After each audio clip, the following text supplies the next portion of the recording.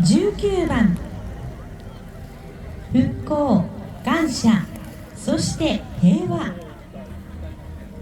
さまざまな思いを乗せて羽ばたくフェニックスは、多くの方々に元気と勇気を与え続けてきました。あの中越地震から20年、今年は能登の復興メロディーである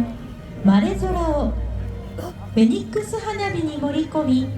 会場の皆さんとご一緒に歌声を能登に届けましょう。これからもフェニックスは、あらゆる震災や災害に傷ついた人々に平和と復興のシンボルとして、元気と勇気を与える存在として羽ばたき続けます。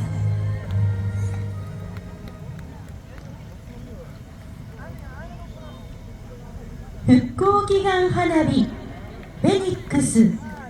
2024特別バージョン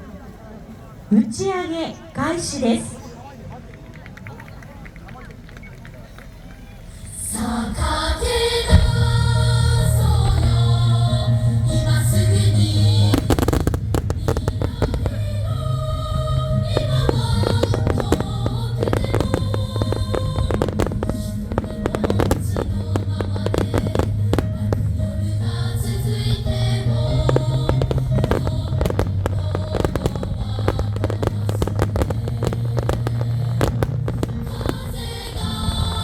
強く